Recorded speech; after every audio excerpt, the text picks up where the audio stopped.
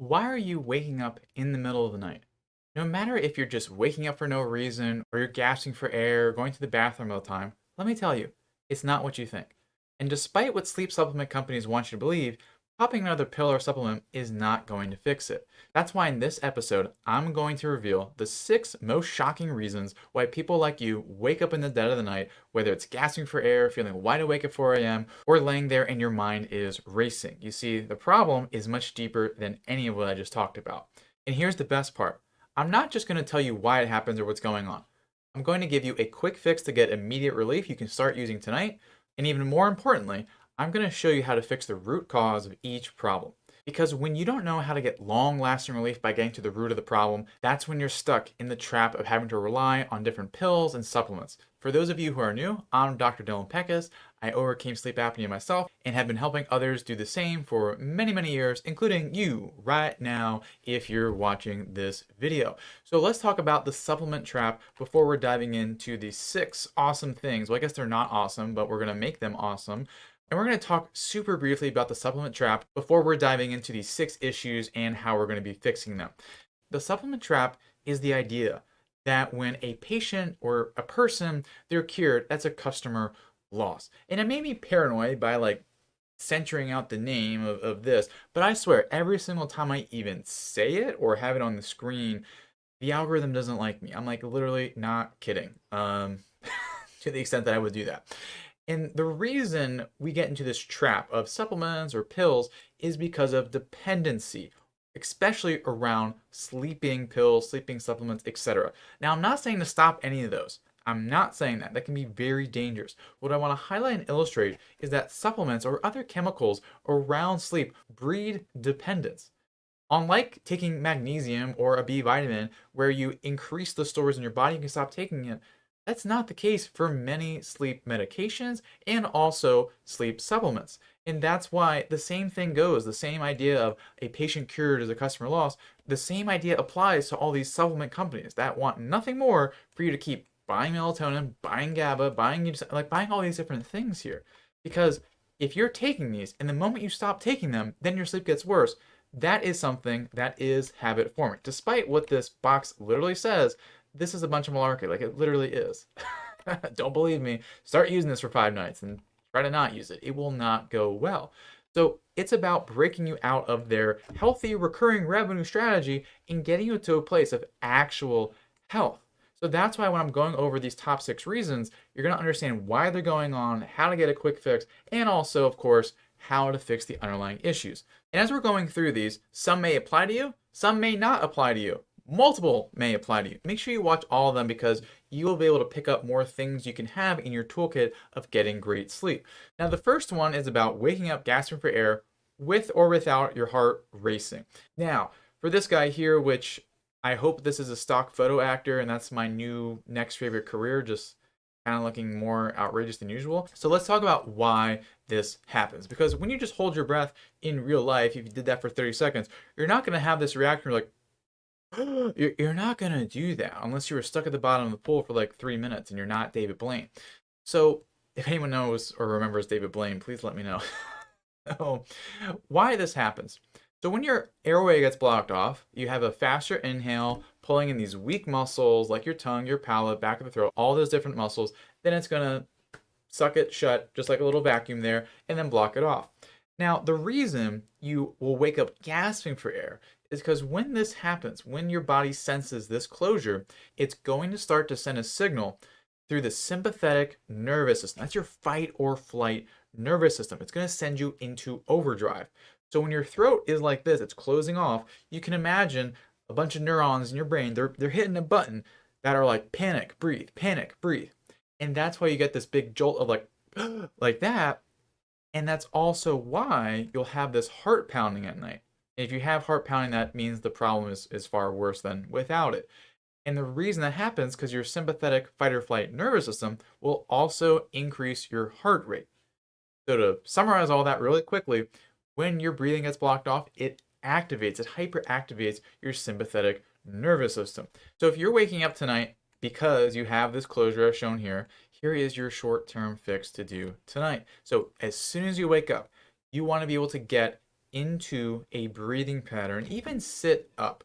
The reason you want to sit up is because when you're sitting up and breathing, this actually engages your diaphragm more and it activates the phrenic nerve, which is a cranial nerve, and that will help calm down your sympathetic nervous system. And that happens more when you're sitting up, almost like if you imagine how someone's sitting when they're crisscross applesauce on the floor. Same thing.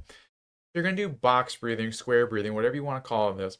And it's going to be just a inhale for a 4 count, hold for a 4 count, out for a 4 count, hold for a 4 count. And just keep doing this. And as you continue to go through rounds of this, if your heart is pounding, it will bring it down. And it will also help reset your fast breathing pace. Because when you get activated, like shown here, your body's going to be stuck in an even faster breathing pattern, which is going to set you up for this to happen again. That's not what we want, right? So if you reset your breathing pattern before you go to bed, we'll talk more about that a little bit more. That is going to help dramatically. So square breathing, box breathing, while in a seated position is going to be a good way to get you back to where you're calm, you're breathing, and your heart is coming back down to a nice steady place. Now, how to fix this long term? Prevention. Prevention is what we want to do. So, if you're breathing more slowly and you have these stronger muscles, your tongue, your palate, oral pharynx, all this good stuff, then you're less likely to have this airway collapse. You're not going to be gasping. You're not going to have your heart pounding. And how you do this, this is not a glitch in the matrix. This is very much so the same thing. Because when you do more of these exercises that are focused on consciously slowing down your breathing, because let's say you do this where it's a 4 count all around, you're now breathing pretty slow, 4 times per minute. That's very slow. Like an average typical person will be around 12 or 16 breaths per minute. But if you do this, especially right before you go to bed, that will help set the rhythm and pattern in which you're breathing. And if you do it in the morning, that'll help set your rhythm and pattern of breathing during the day. But if you're only going to do this once, definitely before bed, maybe like 5-10 minutes, or a lot of times I'll tell people just do this as you drift off to sleep. That will help reduce the incidences of the gasping and all of that, and also reduce the amount of snoring as well. And so that's gasping for air. And again, we'll continue to build on this because the other pieces you'll get will also help. There's a lot of overlap between some of these. Now, number 2 is everyone's favorite or least favorite, number 1. Now, I didn't plan on saying that, but we're here and I guess we're friends. And maybe you clicked off already, maybe you haven't. I don't really care. But if you're still with me, I do not apologize about that joke. Nonetheless, peeing too many times at night. First, if you go to the bathroom just once per night, not a problem. Twice, questionable. 3 times, definitely a problem. More than 3, definitely a problem.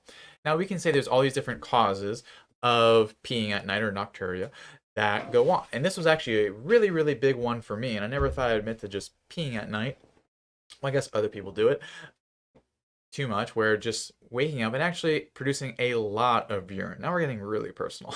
A lot of urine, and actually not even having like a first morning void, what you would call it, where a lot of times first thing people do when they wake up is go to the bathroom.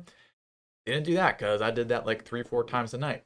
Now, the reason this happens, yes, it can be all these different factors can contribute to it. And if you have these, obviously, of course, work on these underlying issues. Now, I find there's another thing people don't consider, which is known as antidiuretic hormone, or ADH, antidiuretic hormone. You can think of it as the anti-P, like PEE, anti-P hormone. It prevents you from peeing. Really simple. I know it's like anti, and then anti goes high. Well, if it can get confusing. But all you need to know, anti-diuretic hormone goes up, you're not peeing. So anti-P signal is very strong. So ADH goes up, you're keeping your pee. It's not coming out. All right? That sounds ridiculous. If ADH is low, you're going to the bathroom frequently. So ADH high, you're not going to the bathroom at night. ADH low, you're going to the bathroom at night. In people with sleep apnea, bad sleep, bad circadian rhythms, this is going to lead to low ADH. Low ADH means you're peeing more frequently. Okay? We want ADH to be high. Now, something a lot of people don't know.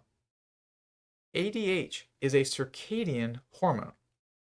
Pretty cool, right? We know of some circadian hormones, whether you know it or not.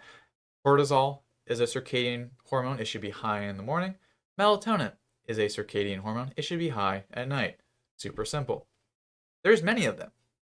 And many things you already know have a circadian profile, like testosterone or serotonin. ADH does as well. It should go up at night.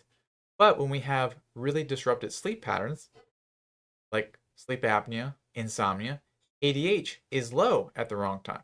And you can even make sense of this in an evolutionary perspective. If you're sleeping out in the Africa savannah or really anywhere, you don't want to bring awareness to your position to nocturnal creatures that want to eat you by going to the bathroom at night. Evolution would take us night peers out in a second. Okay? So we need to correct the pattern of ADH. And how you do that in the short term is with this most ridiculous picture of sea salt I could find. You don't need to harvest this from the ocean yourself if you're into that. Go for it. You do you, boo. But if you just want to get some sea salt from the store, that's going to be just as good. Now, I do want to caution this because if we talk about some of the comorbidities that can lead to this, like super high blood pressure, heart failure, talk to your doctor about if this is appropriate for you. There, I said it. Now, I'll find time and time again, this is something that really helped me, helped a lot, and helps a lot of our clients. Very counterintuitive. It almost sounds like weird and voodoo of where you have a good bit of salt, like 1/8 of a teaspoon. Let's just say teaspoon here, 1/8 of a teaspoon, or even 1/16, or even just do a pinch. This will be very salty. And you do it in like maybe 2-4 ounces of water, very little, and it'll be very salty. But you'll be amazed because when you bring in a lot of salt into your system in a very short time frame, what happens is that it will increase ADH. It'll go way up. And then, as a result, you're not going to the bathroom. You're not producing a whole lot of urine overnight. Now, the long-term fix of this is a little bit more salt, literally like adding a little bit more salt to your food. Again, whatever is going to be appropriate for you, that's a discussion with you and your healthcare provider. But also increasing electrolyte status inside of your cells. Because one of the reasons, or something people will often describe, people who are going to the bathroom all the time at night, a lot of times they feel just water just goes right through them during the day. Their body is not holding on to water. And what holds on to water are electrolytes. Because inside of your cells, they're almost like a gelatin. If you imagine like that weird jello maybe your grandma made for Christmas, love you, Grandma Madeline. And it was just something where, nice and jiggly. That's how your cells are, where they have these electrolytes and these proteins in them. And then water comes in and it attaches to these electrolytes and stays inside of your cells. Now, if you don't have that, water's just going right through you. But if you are able to have a good mineral status or a good salt status, or both really, that will help better regulate ADH throughout the day and the night so you're doing less of number one. So there you go. That's going to be really, really critical and helpful for you. Now, number 3 is going to be more specific to sleep apnea. Again, we'll get through this one really quickly. So if you don't have sleep apnea, it'll still be worth it here. So my mask wakes me up. Why this happens? And this comes down to 2 reasons. And honestly, it's really 1 reason. So one is that the mask is shifting during the night. It just kind of falls off, whatever. The second one, which also contributes to the first one, is that the mask and the air blowing through is actually fighting the resistance in your airway.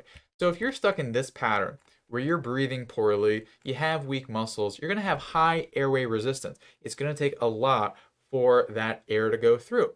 Now, there's going to be times of where the pressure from a CPAP is going to be less than the pressure from your airways collapse.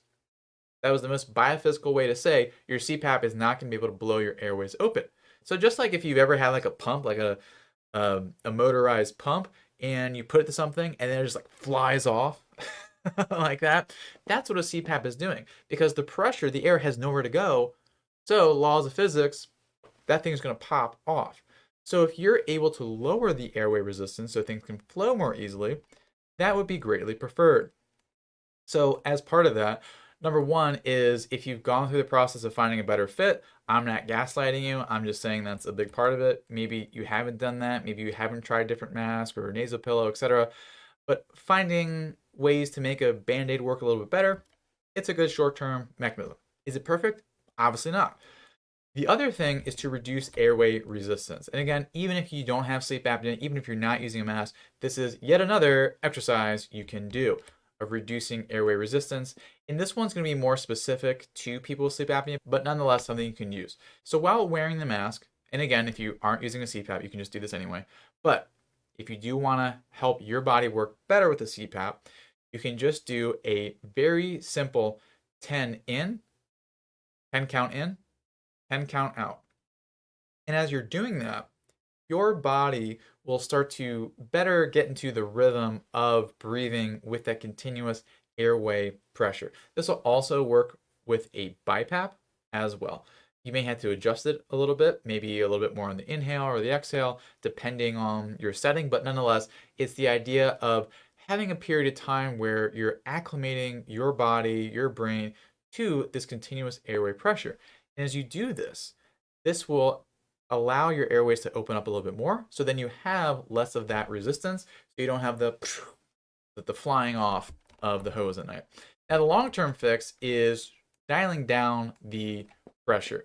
And again, this is going to be so varied. Maybe you can control your pressure, maybe you can't. It's just, I don't understand why they don't let you control it.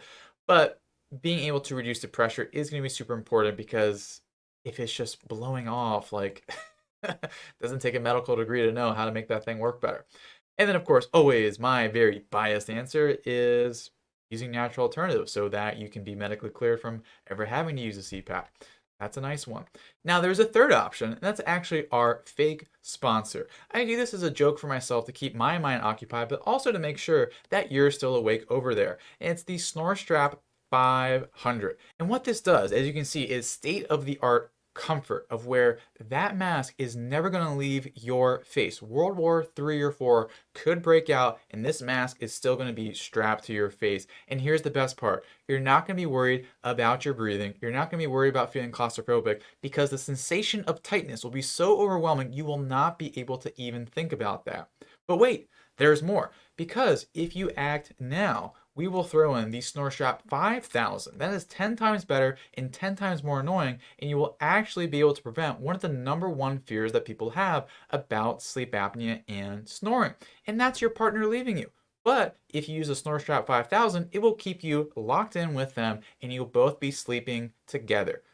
Not peacefully, we can't guarantee peace, but we can guarantee together. Now it's just 3 easy payments of your dignity, your sanity, and also your health. So act now, 1-800-SNORESTRAP-5000. Sorry, sometimes I just get carried away with making images online. But nonetheless, just want to make sure like you guys are awake and there. So if you're still there and think I'm moderately strange or moderately weird, that's absolutely fine because you're going to be rewarded with number 4, which is I wake up for no reason and feel wide awake. Now, why does this happen? Whether you're waking up at 2 a.m., midnight. Now, we do have a special 4 a.m., like you get up early in the morning at the same time every time and can't fall back to sleep. That's a little separate, but a lot of overlap here. So this happens because of this cycle of bad sleep physiology and bad sleep behavior. So what I always explain to our clients when they have this problem is our body will actually start to have these pairings of physiology and behavior. For instance, you may feel more hungry when you walk by the kitchen, or you may have to go to the bathroom a little bit, and then when you see the toilet, you have to go to the bathroom suddenly a whole lot more. So, do you think it's just convenient? Coincidence that that happens? Perfect timing? Or does your physiology and the behaviors you're having and where you're sitting and the physical locations that you're in, does that impact how you feel and how your body functions? Absolutely. And so this is a branch of cognitive behavioral therapy around insomnia or ICBT, and this is a very effective strategy. So the short-term fix is to jump out of bed. You don't need to be as animated as this gentleman here is. But what you do want to do in getting out of bed is to have minimal movement. So maybe this was a bad picture, but it can be as simple as just getting out of bed and sitting on the floor with your back up against the bed frame. Or if you have a chair in your bedroom, just sit there. Because if you have to go downstairs, upstairs, all this different stuff, it's going to activate your sympathetic nervous system, and even just being upright for prolonged amounts of time at night, that will lower your melatonin levels. That's not what we want. Number two is then when you're in this position, do something that is boring. Boring and low light. Now, you don't have to hate this thing. I'm just saying don't read thrillers or watch a horror movie. So, reading, journaling, but whatever you do, no screens. No screens. You want to do low light. If you can do red light, that's even better. But something really boring to just take your mind off what's going on. Yeah, you don't need to get into this whole meditation thing, etc. You can if you want to, but it's just better to take your mind off of it. Then you will start to feel tired. And then once you do, then you head back to bed. Because then you actually take advantage of the physiology and the behavior. Because a lot of times people, they may not have issues falling asleep. And that's because there's a strong physiology and behavior connection that allows them to just do that. The long-term fix for this is shown as follows, of where we want to have good sleep physiology, good sleep behavior, so on and so forth. So this is one of the things where it's a positive feedback cycle. The more you do this, the easier it gets, and then ultimately it just stops happening altogether. And not only can so many of the other tips and tricks we talked about and will continue to talk about in this video will help you with, but also having a low novelty area or just time period about 1 to 2 hours before bed. What does low novelty mean? That means not doing TikToks or Instagrams or whatever, or like watching a brand new movie, or like doing something super, like all this sort of very mentally stimulating stuff. Just nice and easy, whether it's a conversation, a puzzle, reading something, nothing too crazy and cycling up your dopamine at night, because that's going to hurt your sleep. So that's really the long-term solution, is just being able to keep the cycle going. And we'll talk about how to build on that and accelerate that in the next few ones. Now, this one it's a variation, but it's a little different. So this is, I wake up early, like around 4 a.m., and I can't fall back asleep. Here's the very lovely and accurate graphic. Nothing's worse than seeing like 4 on there and like, oh, I feel awake, but I don't feel rested. You're like tired behind your eyes. Yeah, not a great feeling. So why did this happen? 2 reasons. You ran out of melatonin, and I'm not saying take melatonin, but you just ran out of it. Your body did not make enough to keep you asleep. And related to that is now you have this cortisol awakening response. Now cortisol is going up, and that's going to wake you up. So these two are happening. So the short-term fix is going to be addressing these and also stacking on what we talked about earlier. So get up out of bed, and you're going to apply the same principles we talked about, and we want to do things to rapidly bring down cortisol. We don't really need to do things to increase melatonin. You can keep that focus, like really reduce your exposure to light when you're going about and maybe getting what the heck I'm going to talk about here. But if you just lower cortisol, then melatonin will go up by default if it's dark around you. So what that looks like, using the box breathing to really calm you down. Now this other trick, which is this ice mask here, or you can just use a bag with ice on it. If you apply ice to this area of your face, your cheeks, not the other cheeks, okay? This will actually activate your rest and digest nervous system. So it will be initially uncomfortable, but in like 1 to 2 minutes, you'll start to feel a very profound sense of calm. And that's your body bringing down that fight or flight and bringing up the nice, calm, rest and digest part of your nervous system there. So that's how you would do that. And then this thing, which also applies to the previous one, never try to sleep. Don't do that. Okay? Especially in the morning, because it creates this tension of like, oh man, I need to get to sleep in the next 20 minutes or the day is going to be awful, and and then, oh, this day's going to, like, when that starts to come into the picture, you're not going to fall back asleep. So the mindset to have is, if I fall asleep, great. If I don't, I'm still okay. Now, obviously, it's going to be hard, but just all things considered, you're going to be relatively okay in the grand scheme. Okay? Because that mindset will take out the mental tension. And if you have mental tension, that's like the next one, so stick with me. but this is really the attitude you want to have. Now, long-term fix still relates to what we just talked about: increasing melatonin, decreasing cortisol. So, for your circadian rhythm, which is represented by this overly annotated clock, is about increasing melatonin, which can be as simple as increasing your exposure to light during the day, decreasing your exposure to light at night. So, going outside, sunlight, dimming the lights, curtains, glasses, closing your eyes as soon as the sun sets. Maybe not that last one, but you get the idea. And then also doing things throughout the day to really keep your cortisol lower. All right, some good stress management skills. If you're having times you freak out, you can insert some of the breathing exercises, even periods of meditation, journaling, whatever allows you to calm down throughout the day will prevent you from being revved up at night and hurting melatonin. So those are going to be the long-term fixes for that. Now for the sixth one is, again, an extension of what we talked about, your mind racing, or the mind tornado. And why this happens is it's very similar to what we talked about with the behavior loop of where you're thinking a lot, you're ruminating, and then now your bed just becomes a place where you ruminate and think all the time. So in fixing that, I should have somehow photoshopped this guy out of bed, but you only want to go to bed when you are truly tired to the point where like you can't think. So think of it about what we did during the middle of the night for the other one, but this one is before bed, because you want to make sure that you're not going to bed and just thinking and tossing and turning and thinking about what you should have said in that argument 10 years ago and all that different stuff. Don't do it. You want to do some low level activity, low light level as well before bed, and that'll help clear your mind. So when you go into bed, now you're creating this connection between being in bed and your brain not having these thoughts spiral. Now, when and if that doesn't work, we have some other things. So one is really about mindfulness of when these thoughts are a little bit less sticky. We'll talk about sticky thoughts in a moment.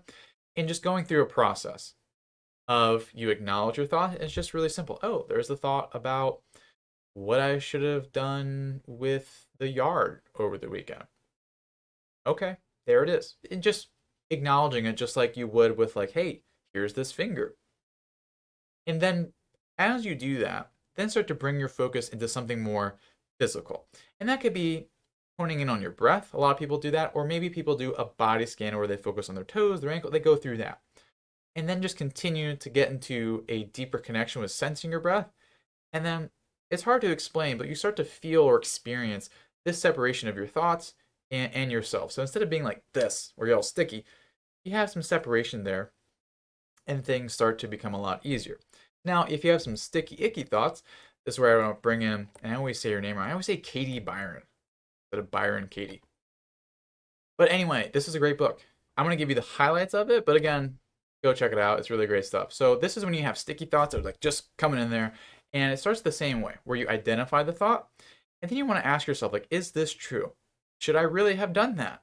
Is the world going to end because I didn't mow the lawn over the weekend? And you want to question that and almost double down on it, where you ask yourself again, like, is it 100% true? Do I know that this can absolutely be true in all circumstances? The answer to that one is almost always no, because you can't know something with 100% confidence in all scenarios. So that starts to create doubt and almost weaken the stickiness of this thought. Then you would ask yourself, well, how do I react when this goes on? Oh, I'm upset, I'm anxious, etc. And then ask yourself, who would I be without this thought? And really walk it through where like, oh, I'd be a lot less stressed out and being able to be more calm and present. And then you just focus in on that reality. Because when our minds are like whirling at 1,000 miles an hour, we're visualizing negative things. So you just do the opposite where you visualize positive things. And that'll help loosen it as well. And then the long-term fix for this is basically just doing these things during the day. Just more mindfulness here. Now, as we come to a close, I have a fun little game where we have two doors here, and I believe this is that Drew Barrymore in a banana suit? I put these graphics on the whiteboard. I should probably know that. But option one, and we'll talk about option two. We're going to talk about one and two. So option one is for you to get more details on the one specific aspect of what we just talked about, how to fall back asleep at night so that in your journey of sleep apnea town, you're able to navigate smoothly. And what that is our back to sleep guide. And that's not only what we just covered of having everything just nice, easy bullet points, a nice table as well so you can easily reference it, but also going above and beyond what we talked here. Because we talked about 6, there's many, many more when I asked you guys in our free Facebook group of like, hey, what are these different things you're going through? I picked the top 6, there's 6 more, and I think even beyond that. So I also put those in there. And also to make sure you're getting the most out of your time, also putting some of the top myths about this, so you're not making mistakes or falling into the common pitfalls. So that's the free guide. Now I'll show you how to get option 1 in a moment, but we gotta talk about option 2 before you pick your door. Option number 2 is going from a map to having Google Maps available to you, and you're in a car, you can just zoom right through all the different sleep apnea issues. And that's what we have in the sleep apnea reset protocol. And to break this down really quickly, this is where it's a video course that the main outcome is to build your personalized breathing protocol to help with your breathing, help with the muscles, so you can condense it down to just 16 minutes a day that allows you to get the most bang for your buck in terms of your time and everything else. So it comes with a workbook and also step-by-step exercise videos, so it's just super easy to put into action and streamline the process. And as part of that, you're also getting the Sleep Apnea Solution ebook, where if we think about all the different videos, over 100, a lot of time to go through that. Ebook is where we have the most actionable information. It's like the 80-20 principle. You get 80% of the results with 20% of the time to learn things. And you also get some great bonuses in there, whether it's checklists, audio tracks, community access. And that's just a place for you to fast track your sleep. And it's also, I mean, half the price of a mouth guard you would get from Amazon. All right. So for both of these, how to get them. So if you're on your phone, tablet, or desktop, I'm going to walk you through how to get it each way because I was looking at our YouTube analytics and I was really surprised. I didn't know 40% of people were watching this on a smart TV. When I first saw it, I was like, what's a Roku? I was like, what is that? So I'm going to show you how to choose your path here. So if you're on your phone or your tablet, let's just focus on the back to sleep guide for now. You're going to click the link in the description, which I have found is very hard to find. So you actually click on the title of this video, which is shown here. I mean, that's not the title of this video, but you get the idea. And then this will pop up, and then you click the blue hyperlink that's cut off. Really easy. Thanks, YouTube. And that's how you'll find that. Now, if you want the sleep apnea reset protocol, you can click the button on the video. I'll make sure to have that pop up. It'll be here on the screen, or it's just below towards the bottom there. And it looks somewhat similar on desktop as well. TV, we'll talk about you next, don't you worry. But that's how you would access either one of those. And to make things even easier for you, because if you're here, you're awesome, you're amazing, you're committed to your health, and you can also just type into your browser. So to get the back to sleep guide, you will go to ochnow.com/back to sleep. It's the number 2. I mean, you can see it right there, back to sleep. All right, type that in. If you want the sleep apnea reset protocol, go to ochnow.com/reset. You need to type that in, write that down. That's what you can do. That's why I'm talking much slower than usual. Now, if you're watching from your TV, I have also thought of you with QR codes. This is super easy, even if you haven't used one before. I am not technologically savvy, so if you're not tech savvy like I am, this is for us, all right? So a QR code. Step number 1, get your phone. I don't have my phone, but here's your phone. Step 2, get the camera, click the camera app so you can take a picture. Now you're not gonna take a picture. Now, when I show you these QR codes, you would just point your phone at it, don't take a picture, and then a little link will pop up. You see how like this is google.com, but it will be the website with what you want there. So here are the QR codes. And so to help your circulation and also help your sleep, get on up and you're in the, come over here to the TV. I'm not sure how far away we are from each other, but if you want the back to sleep guide, scan this one over here. I shouldn't put the mouse on it because then you can't scan it.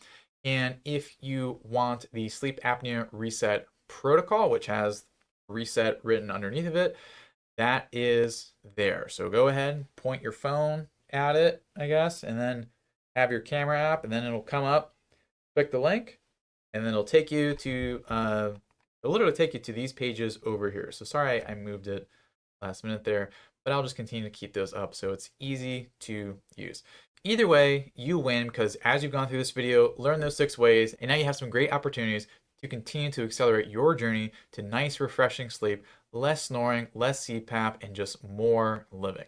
I'm Dr. Dylan Peckus. Thank you so much for watching. And once you get either one of these, whether it's the guide or the reset, I'll see you there.